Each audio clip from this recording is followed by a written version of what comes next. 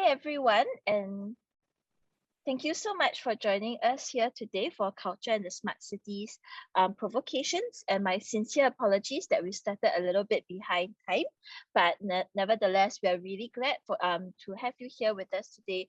And we would like to extend a big warm welcome to all of you, whether you're joining us through Zoom or YouTube. Firstly, I am Shufan, and I'm the advisor and curator of the Culture and Smart City project.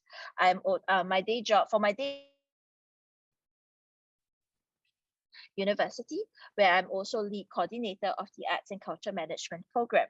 Amongst the several hats that I wear, I'm also senior research advisor to the Global Cultural Districts Network, which is an international membership association which brings together cultural leaders interested in the intersection of culture and urban life.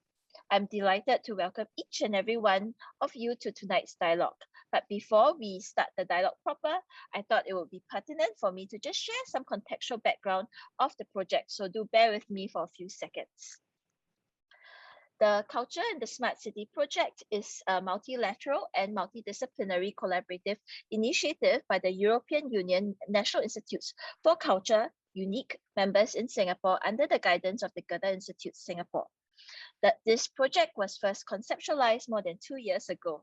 It was initiated because together with my initial collaborators, Hansong and Aurel, we wanted to bring about a new focus on the arts, culture, creativity, and community within the discourse of the smart city. This is because when many typically think about the smart city, its infrastructure, technology, and governance are usually what comes to mind. However, the focus is not always on urban cultural transformation and neither on perspectives on how we actually experience, navigate, connect, and play within the digitalized city. So we hope that, and that's why we conceptualized this project, where we hope and aim to create a translocal and also multidisciplinary space for deep contemplation and imagination on urban cultural transformation from a smart city perspective. And we hope to do this also by bringing together artists, researchers, activists, and experts from varying fields across the globe. And although, like almost everything else, COVID-19 has disrupted many of our plans and dreams, I'm proud to say that we still managed to launch and complete phase 1 of this project, which was a virtual fellowship network. For more details, I encourage you to visit our website, and one of my co-hosts will pop the link to the website in the chat. And I really encourage you to read the website and also check out the many thought-provoking insights of our phase 1 fellows. And tonight's dialogue is actually the public launch of phase 2 of this particular project, where very briefly, phase 2 will consist of 4 programming strands that aim to broaden the topic of culture and the smart city through differing lenses, ideologies, and practices. An important goal of phase 2 is to enable and inspire others to join in this conversation, because we believe that it is actually in the unarticulated and unforeseen gaps that new possibilities begin. And I also hope that many of you here will join us for the other programs and initiatives under phase 2 and share your insights about culture and the smart programming. Strand of phase 2 is the Culture and the Smart City Provocation series, which will consist of live virtual dialogues like this, as well as other events exploring what could and what should be the role of urban cultural transformation in the future smart city. We hope that this series will offer fresh perspectives on how culture and the cities are evolving before our eyes. And to kickstart series, I'm really proud and pleased to that we have here with us tonight 2 wonderful experts to converse with each other and with you as well. Firstly, I would like to introduce Professor Jane Jacobs, who will moderate this session. So just a brief bio of Professor Jane Jacobs. She's actually Professor of Urban Studies at Yale and US College. Her specialist area is social and cultural geography, and she has published widely on post-colonial geographies, architecture and society. She's also written and published widely on high-rise urbanism as well as the politics of heritage. She's also written several books and many journal articles, which I encourage you to check out. And with that, I pass over the time now to Professor Jane. Thanks. Thank you, Stefan. Can you all hear me? Great. Thank you. It's really a pleasure to be here tonight, and welcome everybody to the Smart City Provocation. I'm very honoured to be here to talk about smart cities in a cultural context, and to be part of this dialogue. My role tonight is to both moderate the discussion, so I'll be introducing our speaker tonight. I'll be making a response to our speaker tonight, and I'll also be communicating with Kaiwan your questions as an audience. So please feel free to put a question into the chat or to whatever other mechanism is available to you, and I'll be able to communicate those questions later. So the evening's going to start with our key speaker tonight, which is Kaiwan Mehta, Dr. Kaiwan Mehta.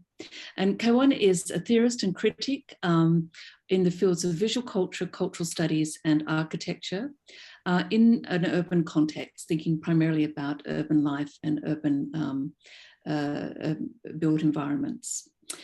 He has a background in architecture, but also has studied Indian aesthetics and has a PhD in cultural studies. I came to know his work actually through a book which is, I hope I say the title correctly, Alice in Bourgeois, which is an amazing an account of a walk through a Mumbai neighborhood, which takes us through the city as I would call it, as palimpsest, as layer upon layer of history and experience. And I use it in my classroom to explain to students how they can really know the city in layers and depth.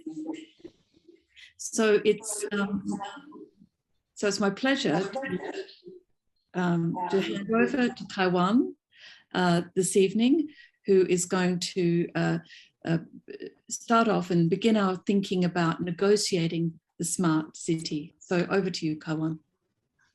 Thank you so very much, Professor Jane Jacobs, and thank you very much, the Goethe-Institut Singapore, especially Dr. Martin Welder and Valerie for inviting me, and the entire team at Culture Smart City Provocations for organizing this evening, this conversation, and how wonderful to meet you, Jane Jacobs, even if it's online. The smart city has not been one's favorite subject. And I thought it would be interesting to sort of look at it from one's work in a much more structured way for this, this evening. And to look at it, what I've decided to do is very briefly talk about 3 projects or 2 projects and one sort of series of thoughts in the last 1 year, and look at this question of how do we understand the city and what is this notion of the smart city. So where the city very often is seeming to get labeled very often, and certain concepts are emerging out of these provocative labels. So the arrival city, the smart city. And I think at the fundamental question, it still continues to sort of, the fundamental question continues to be there for us, but what is the city and where do we locate ourselves in this city to be able to deal with it, to be able to work with it, and what is happening to the city in a broader context. For that, I would sort of begin by talking a little bit about Alice in Bourgeois, and I'm happy Jane Jacobs is also familiar with the book. And in a sense, one is also trying to sort of talk about the approach into the city through the question of culture, or through the structure, broadly speaking, the cultural studies entry point into the subject of the city. But my interest has also always been to look at the built environment in its raw materiality. So whether it is plaster, whether it is a style, whether it is an ornament, those details of architecture and the way they play out in a certain kind of an urban scenario become extremely important. Which is why when we sometimes sort of talk of infrastructure and technology, my problem becomes that they remain as abstract as the concept of the city or as the concept of smartness. So this question of at what levels do we think in abstraction and at what levels do we certainly come down to sort of material realities is something that has been of importance to me. And very often when the work that some of us do is sort of put only in the realm of academics or research or theoretical thinking, but not incorporated in a full-fledged manner into questions of governance, public policy, I think we will suffer the way we have suffered in the last 1 year, which was caused by the pandemic and the subsequent lockdown. And that's something that I will speak at the end. So in a way, the book Alice in Buleshwar, and I'm sort of now reflecting on that book. Literally, the book was published in 2009. I probably worked on that material for 10 years without thinking in the first few years that it will be a book. It was something that emerged out of an experience of firstly being more than a citizen, a resident of a city. And then I think out of certain questions that emerged in my head as a trained architect, as I got trained as an architect and as I became a so-called professional dealing with the built environment, started teaching my students whatever I could teach as a faculty member in the late 1990s or early 2000s, the interest in a neighborhood came from this question of what is it in front of me and how will I make sense of this? And I think it has something to do with the 20-year history of that moment. And in that sense, looking at the built environment was a way of literally thinking for yourself, what is this transformation that the city is going? Because the transformation was palpable. So if you were in Bombay of the 1990s, you could feel that there is something happening. But how do you put a tap on it? How do you sort of put a grasp on it as to what is happening? At one level, I also believe that sometimes, we can understand what is happening in the built environment through certain events that have already taken place. So that in 1982, the the cotton mills go on strike, and that the repercussions of that are something that you start seeing by the 1990s. But I think sometimes also the built environment is somewhere like a fortune teller, that the provocations in the built environment, which only appear at certain times, they may only appear as a debate on conservation versus development, or they may appear as debates on real estate. But I think they are literally the palpable sense of the built environment, which is telling you of a social upheaval that is about to come in the next few years. So I think this relationship between the way people live, work, and behave in a city, and the way the built environment either changes as a response and as a reaction, or the built environment is actually feeling the first tremors of a social change. I think this is something that I have been interested in. And in many ways, going to Buleshwar was literally sort of trying to connect the past and the sense of a future that may be even more drastic and tumultuous in terms of change and development.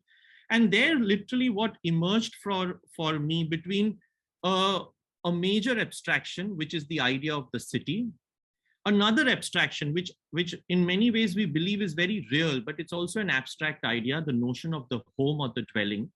For me, the neighborhood became the key entry point to deal with these questions, because in a sense, the neighborhood then, for me, as I worked on that subject more and more, even through my doctoral thesis, the neighborhood was beyond a sense of geography. The neighborhood could be living across time periods. The neighborhood addressed questions of migration, and in that sense brought geographies that could be sort of miles and miles and kilometers away, but it brought them into the city.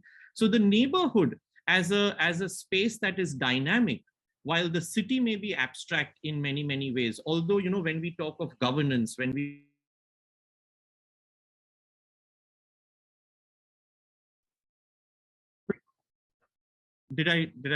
okay. So although when we talk of governance, when we talk of policy, when we talk of wards, there is a physical reality that we imagine to the city. But I think it's not a fancy of theory or research to talk of the city that is not limited to that, but a city that is experienced in the love and anger of its citizens.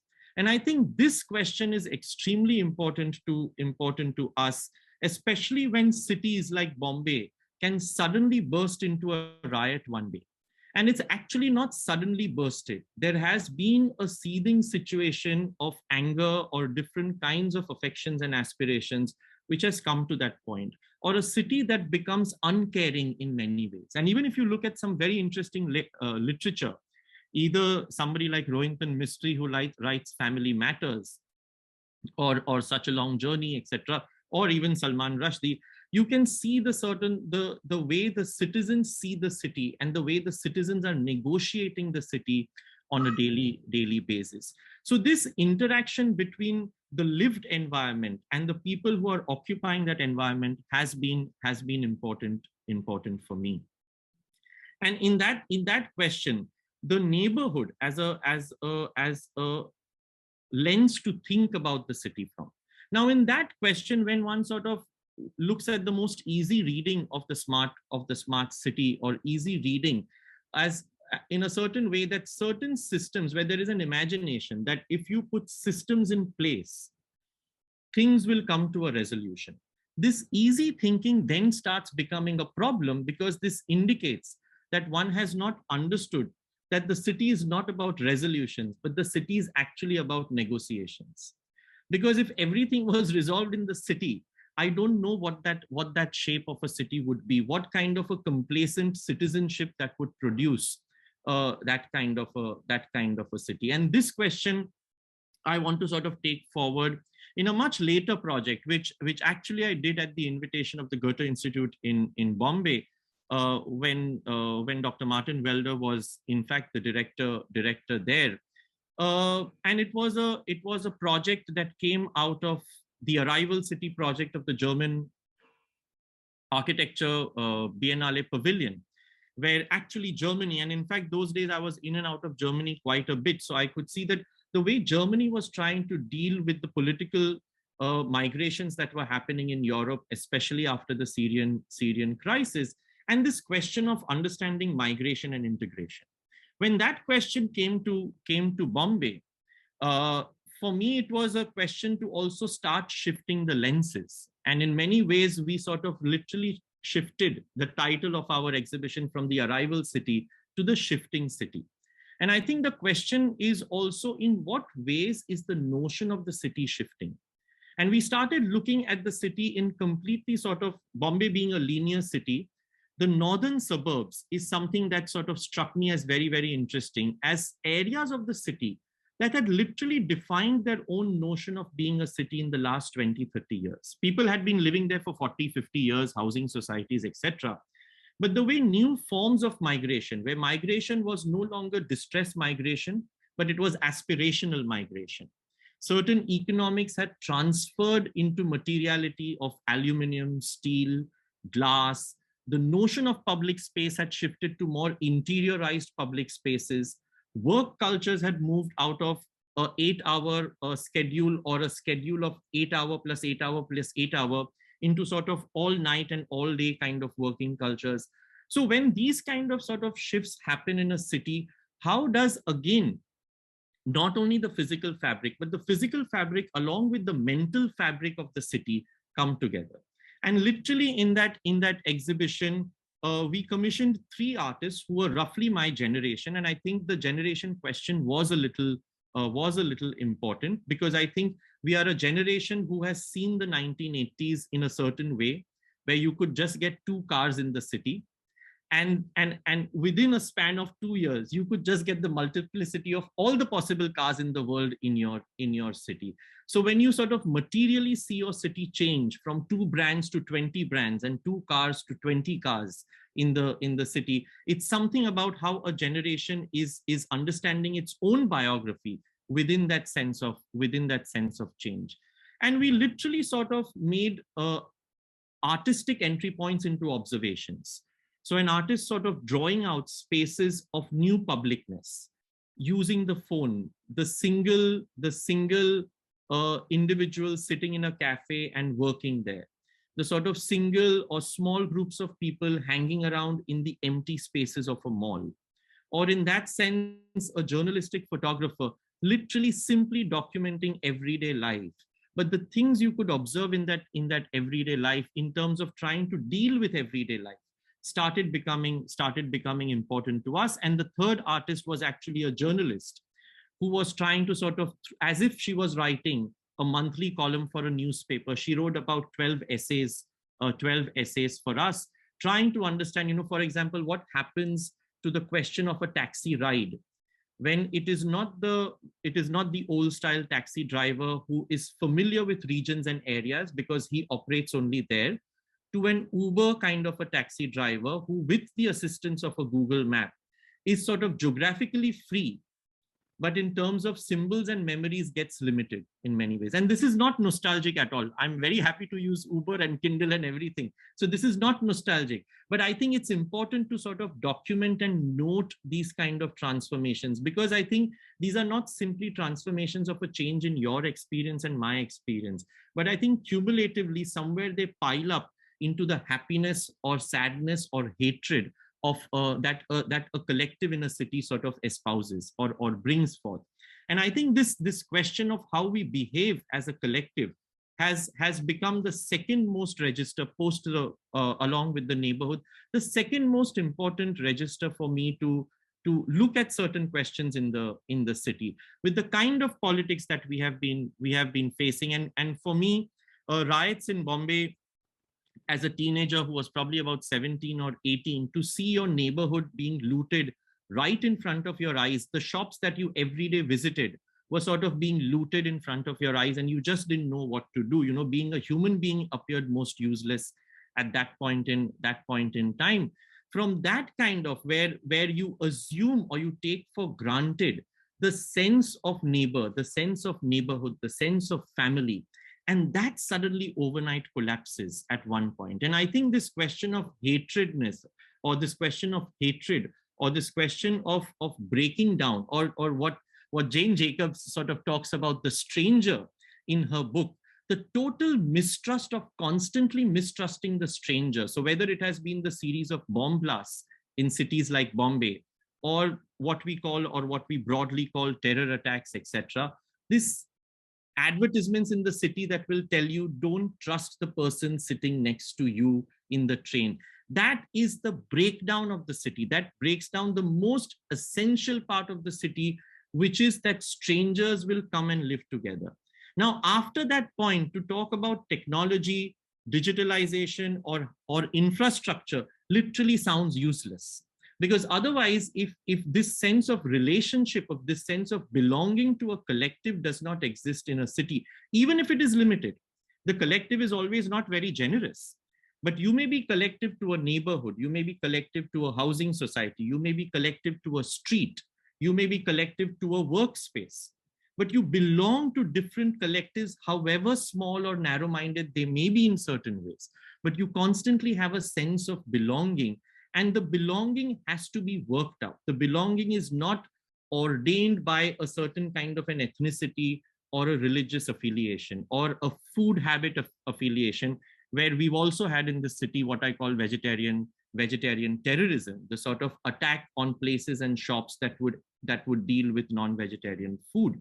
So in many ways, these are indications of a city not being able to work through negotiations and coming to points where it wants either a ready-made structure of working or a very identifiable structure of working, which is very, very much located on certain notions of how people can come together, and whoever doesn't fit in that notion has to be thrown out of the city. So this kind of from negotiating the city and accepting that if I'm going to live in the city, I have to negotiate it on a daily basis. And I'm not romanticizing chaos, but I simply mean the fact that everyday life is about dealing with things in the city rather than constantly expecting a certain high level of efficiency, a certain high level of technocracy that is going to make you travel the fastest, that is going to make you sort of deal with a problem in the fastest way, or that is going to allow you to sort of not encounter things you don't want to encounter. And that can be very dangerous if that question is taken into the political realm, that how I can cut out a world which I decide not to see or I don't want to see for certain reasons. And the city actually helps you deal with that because you're forced to encounter many things, whether it is the question of inequalities, whether it is the question of hardships, or whether it is the question of understanding the inequitable distribution of privileges, or handling a road, or handling a house, or handling a market like a rental market, a house buying market, etc.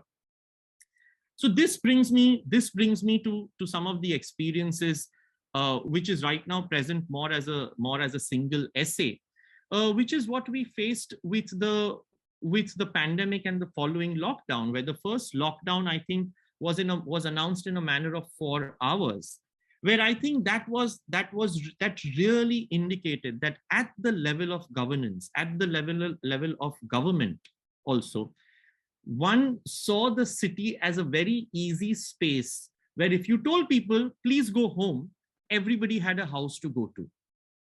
And I think for the next 3 months, the sort of devastating scenes of migration that we saw in the summer of India is the fact that people did not have easy houses to go to.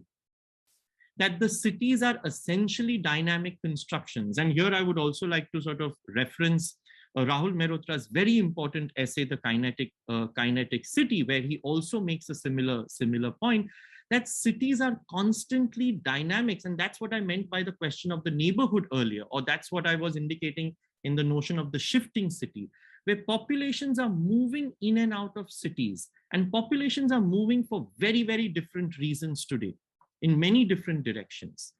To be able to understand this, that how would a rental market collapse, or what would be the repercussions on people who stay in rent if you announced a lockdown of work suddenly? Not that one is saying that measure was not necessary, because in the crisis that we suddenly faced world over, certain measures of this nature were necessary. But how did we transfer those measures into the real life of people? And the kind of something that one had an intuition about, the question of domestic life, when you're sort of locked down, it was easy for televisions to sort of showcase an upper middle class life and say, play Ludo with your family, play chess with your family, play the ball game with your grandmother. But I'm really wondering in many, many parts of Bombay, and in fact, one of the areas where I used to have a rental house, I shifted in with my parents at that point. It was an old village area which has sort of remained a village area in the middle of the city, and the men of those areas are habituated to occupy the street every day, and the police cars would constantly come and push them, not realizing that they were much at danger if they were all pushed inside their houses. Besides sort of domestic violence issues, just simply that there would be people crammed, about 8 or 9 people crammed in very small spaces. And in fact, if the men continued to live on the street the way they did otherwise, it was actually safer, even health-wise. So this sort of, the notion of making rules or policies or governance and not understanding that there is a geography to a city, there is a history to a city, and there is a history and a geography that is constantly changing. You don't even know where all people in your city have come from. But that we knew the hard way when people were walking for 7 days to reach house, or paying the amount of a salary, their about 5 or 6 times their monthly salary figures they were paying to sort of try and reach home. It's a human crisis that we created simply because we did not understand or listen to cultural studies about cities.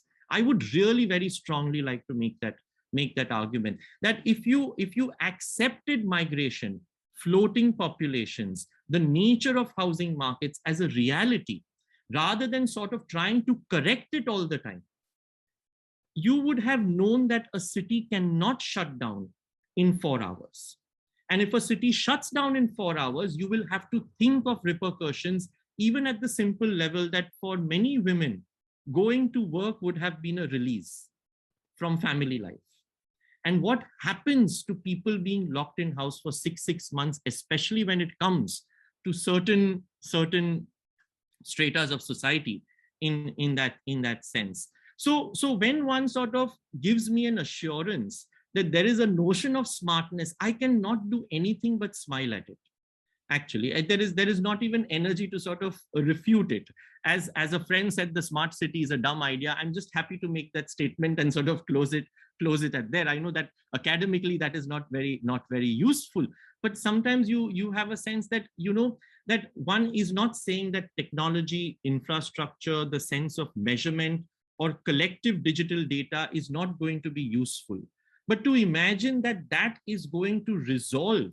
And that's, I think, been the constant failure in many sort of what we would call broadly the planning measures, that there is a kind of always a ground zero imagined, and there is never a ground zero in the city.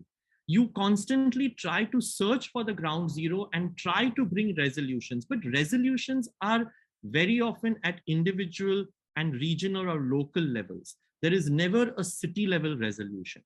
And when these kind of planning notions or planning policies, like in Bombay a few years ago, some of the colleagues from Bombay would obviously remember this very well. It was about making Bombay Shanghai.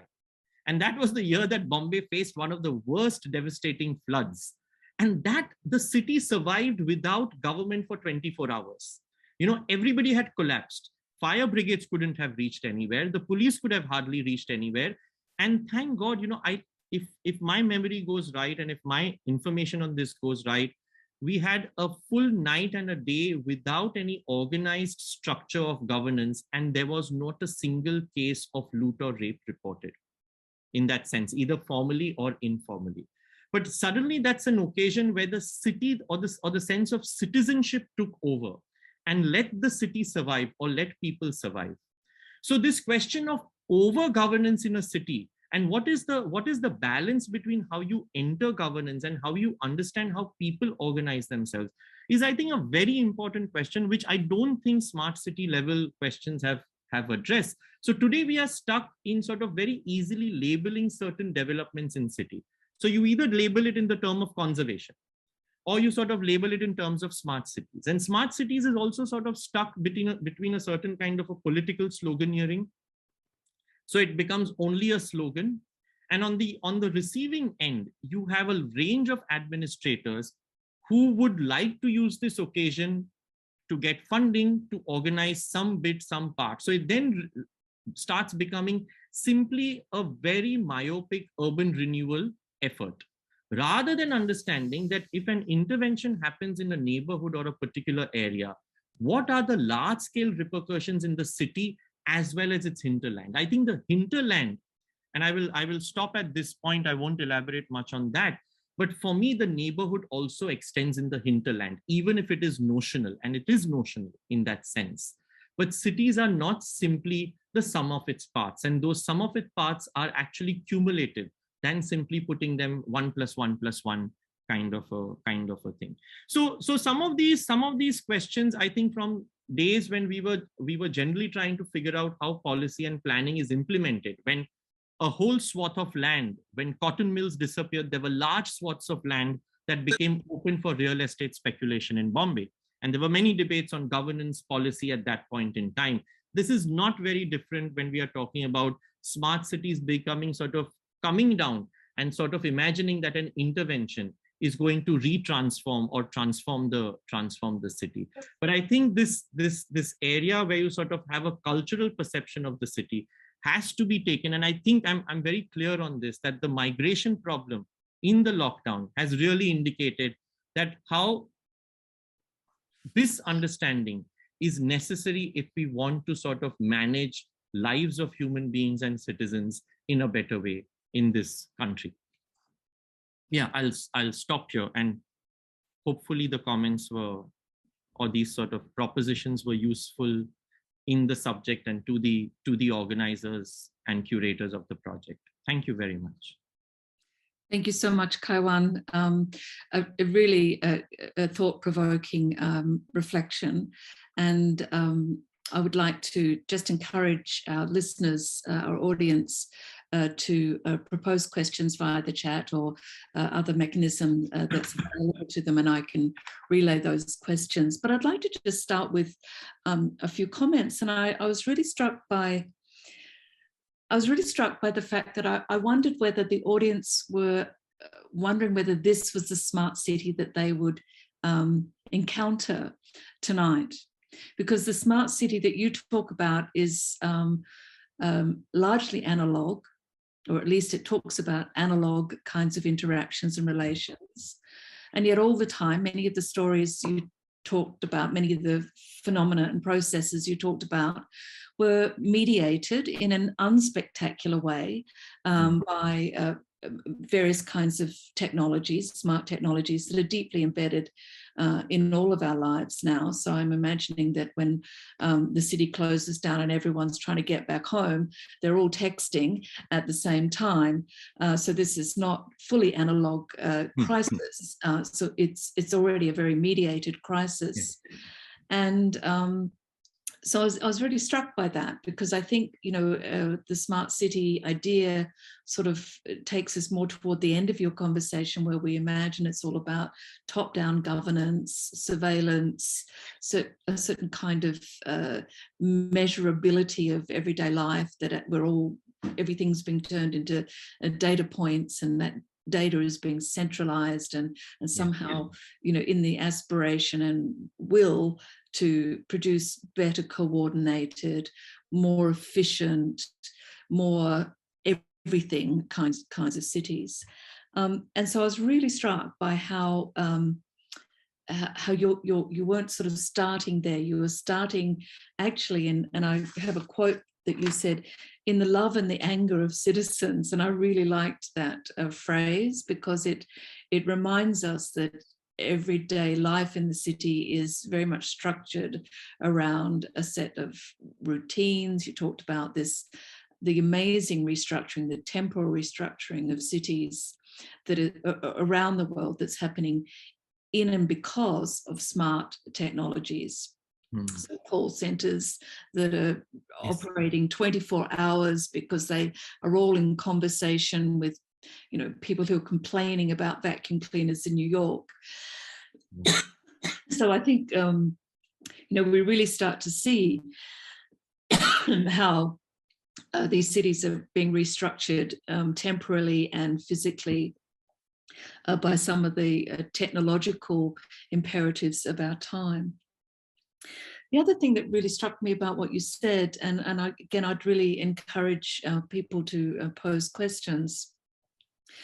The other thing that really struck me about what you said was about the different points of view of people, different, you called them collectives. Maybe you also meant this by neighborhoods, but although I think your neighborhoods are much more diverse than this. But our social life in cities is definitely structured, if you like, around not rationalization, which is what the smart city ideology or aspiration imagines, but what I'd call rationalities. And those rationalities are very diverse. They're relative. A religious sect has its own rationality, as does, a planning office have its own rationality. The planning office has the rationality that might buy into rationalization. The religious sect might have a rationality that buys into magic. Yes. Or faith. Wonderfully put. But they're all rationalities. So they're all got their own logics. Yes. And this goes back to the throwaway line that you put, which is a good throwaway line, which is how dumb are smart cities, the dumb smart joke. And I think thinking about rationalities really helps us through that binary, where you don't have smart simply belonging with rationalization, but you understand that a city is about diverse groups that in their own ways have got their own smart logics, their own ways of seeing and being in the world. My interest and curiosity is then, how does technology really start to intersect with all of that? Mm-hmm. How do we start to produce smart cities that are not simply centralizing or expanding things temporarily such that everything's operating all the time. But a smart city that's got low and high points, light and shade, virtualities and physicalities, analog relationships, and obviously virtual relationships as well. And I'm interested in that sort of hybridized city that I think you were sort of assuming and talking about. And I wonder whether, I just wonder whether the smart city ideology, which of course is a market as well, because companies like Cisco are selling systems and platforms, and it is expanding into our every corner of urban life. I was just reading the other day about digital twinning, which is the idea that Singapore has had a digital twinning project, which is to try and produce a digital twin of the whole of Singapore. That is, every building in Singapore has its digital version. And so, this can only happen, this is sort of the realm of facilities management, where every sensor in every building is sort of pulled in, and every geospatial dimension that can be measured by a satellite is sort of pulled into a giant virtual replica of the city. I don't think that's going to be like a look like the city. I think it's just going to be a set of on-off data points. But this idea that you might have a digital twin of a city, and what that might mean, that's sort of the big brotherness of that idea, really, I guess, really sits very differently to the much more chaotic, hybridized world that you were talking about. And so I'm kind of interested in how you might, are these two worlds just passing each other in the night? Where do we sit in relation to those two possible futures? I guess for me, I would like to imagine a smart city which really further engages with the kind of chaos and love and passion that you were scripting, that it's not bringing order, but it's allowing that vibrancy, that diversity, that unpredictability to flourish in new kinds of ways. And I just wondered whether you had any sense of those kinds of initiatives that might be happening in contexts that you know of in India, that whether the Indian city is responsive to that, or is it always the state with its heavy top-down centralized smart city versus something that's pretty mainly analog? Or are there people really doing digital humanities projects or art projects that are using smart mediums or trying to hack into some of these smart ways of being in the city? So, while you're speaking, there are 2-3 things. So one is to use the words that you used, magic and rationality. And I think my problem is that still a lot of people treat technology like we treated it 200 years ago, that it's magic. You put it and zoom, everything will get organized. And I think as it may sound so banal and foolish, but I think it is a reality. I'm not sort of making it simple. It is really how simplistically people are also imagining, including administrators, to say, you want to reduce crime, put cameras, and crime is going to zoom out of our lives. Now, in this reading, my one major fear is, if the certain kind of social patterns that are developing because of the political scenario of our times, where people would love to live in their own clouds and imagine that there is no other cloud, satellite, or planet around them. If some kind of smart city imagination will start allowing that to happen, where you can create zones of safety in such a way that zone of safety will start sort of distributing the city in a divisive manner. Now that's a projected fear. There is one can see it through, I'm sure, if and I can talk about it through examples, but I can't really talk about it as a thesis at this stage. But very often I just use it as a very quick like a notional example. I said, if you're living in a gated community in Bombay today, you could call an Uber, which will come right up to your building. So you don't even have to walk outside your gate and your compound wall. The Uber will take 5 flyovers, which means you don't even encounter the traffic on the road. And those 5 flyovers and the Uber will reach you to a mall, right inside the gate of the mall.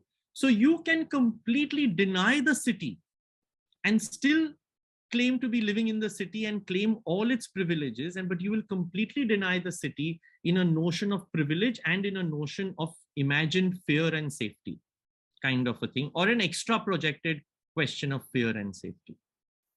But as against that, I think also one question maybe very, very important is to see how new spaces of sociability have emerged.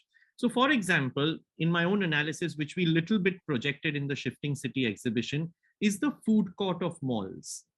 And I don't completely throw it out as compared to the sea or the garden or the big maidans in Bombay as social spaces, or the marketplace as a social space, but I see it as a new formation because new migrations are bringing people from different sets of requirements. And there the phone, that technology, or certain forms of entrepreneurship, food production, the complete hair and beauty industry, as much as it works out of salons, it also works out of certain neighborhoods who are connected through a certain digital technology.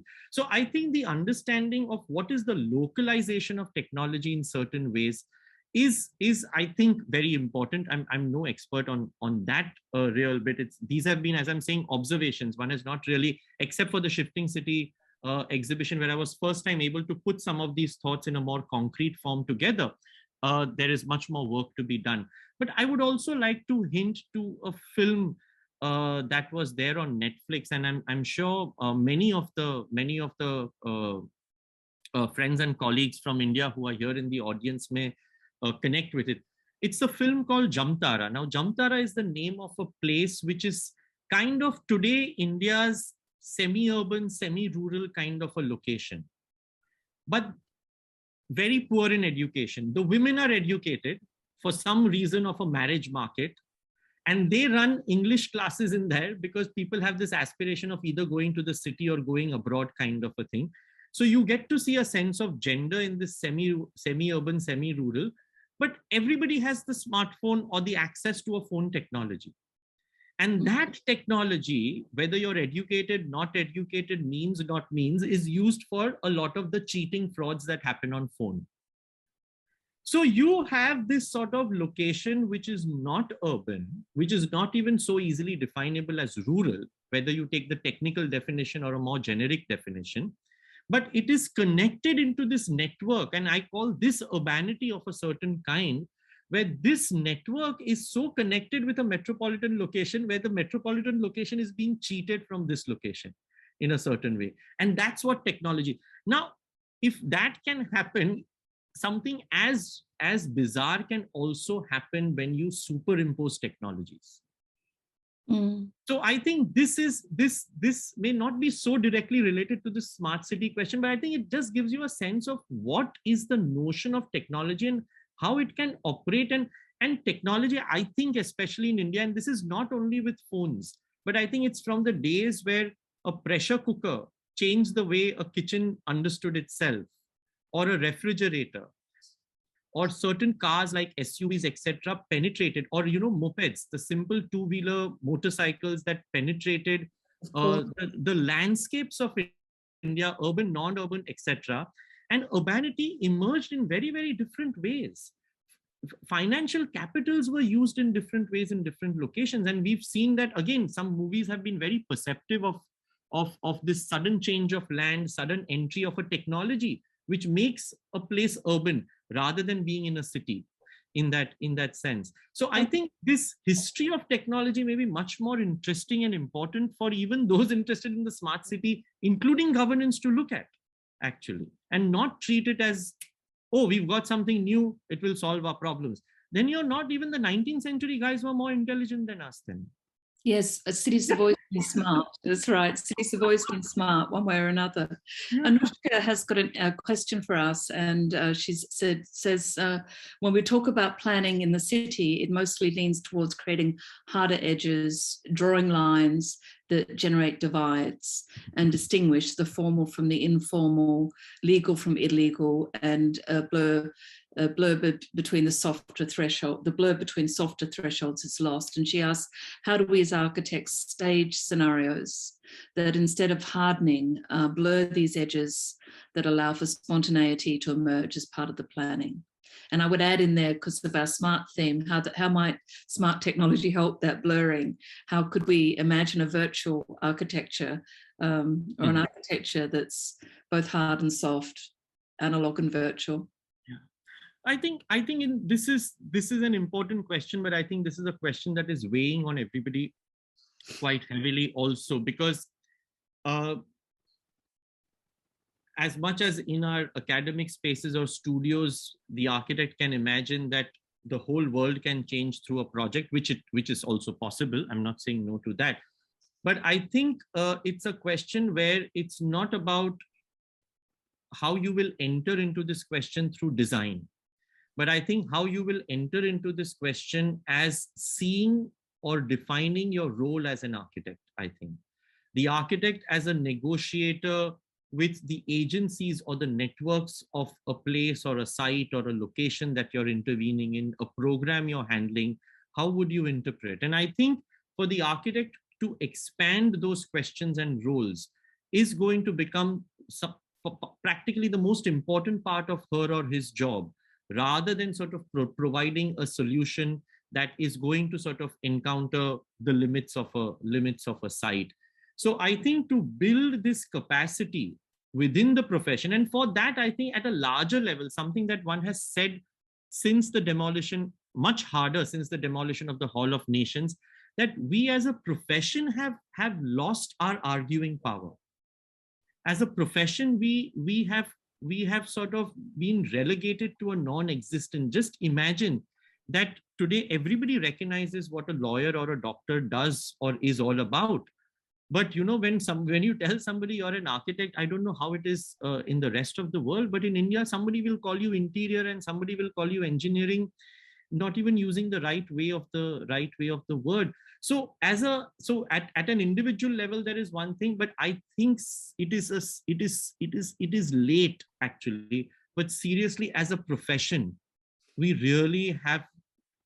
are dead, forget wake up call, but we really need to have a wake up call as a profession, how do we make an arguing point within urban development or within the general development of this country? There is absolutely no voice. And in fact, one of the reasons the court case also didn't go in the favorable way for the Hall of Nations, and this I know because I did a lecture about 2 or 3 years ago, and it was followed by a panel discussion where the lawyers who represented the parties that wanted to save the Hall of Nations was there on the panel. And he said, one thing that you said was absolutely right. The judge, who was very sort of, generous in wanting to listen to all the arguments and seeing what best can be done, all that the judge kept asking is that you're telling me this is the most important structure, but who are these people who are saying this is the most important structure? Where is a professional voice in that sense? How do we articulate a professional voice? So this, as an individual, we have a certain role to play, and every project is an act. And I think I was just sharing with Jane and some of the others about a recent exhibition that one has curated on a kind of a mid-career retrospective on the works of Rahul Mehrotra. And one of the reasons why we are looking at a certain selection of projects is projects that have a public voice. And how do you produce a public voice in your projects? And you will have to look for those projects. Those projects are not going to come to you walking on their sort of 100 legs. No, you'll have to look where you can intervene as an architect and make a difference to public institutions, the public sphere in general, or a public place in general. So a proactive role is much more important, I would say, than simply the design question is much easier to handle then, actually. Yeah, that's my answer. Kaiwan, thank you very much for that. I think we're at the moment where we are wrapping up. So I think I'm at the point where I'm handing back to Sufern. Is that correct? Yes, thank you. Thank you, Kaiwan, and thank you, Jane, so much. From the bottom of my heart, I really like to thank both of you for enriching the smart city discourse, particularly by prefacing the importance of a cultural perspective. What I really, really appreciated as well was how this dialogue was about humanizing the smart city by highlighting everyday cultures, practices, and connections. And just before we close this session, I would just like to reshare that tonight's dialogue is the first of many programs we have in store for you. The Culture and the Smart City Provocation series will continue with more dialogues. We will also have an open call launching next week, where we invite you to contribute creative responses to the topic of urban cultural transformation in a smart city. Shortlisted and winning entries to the open call actually stand a chance to be showcased in the other programming strands, as well as on the existing digital website. We invite you to keep updated on our programs, either by following us on our social media channels or checking our website regularly. Importantly, on behalf of my team, Victoria, Carissa, Charlotte, Janice, Jasmine, and myself, we apologize sincerely for all the technical difficulties, especially if you've tried to tune in through Facebook or YouTube. We will share the full and proper recording shortly, so stay tuned. And on behalf of my team again, we would also like to thank Valerie and Christine from the Goethe-Institut Singapore for your generous support. Finally, we would like to thank you for being such a receptive audience, and we invite you as well to provide us feedback through the link, especially in terms of what else you would like to see and hear from this project. And with that, we wish you well, stay safe, and have a good night.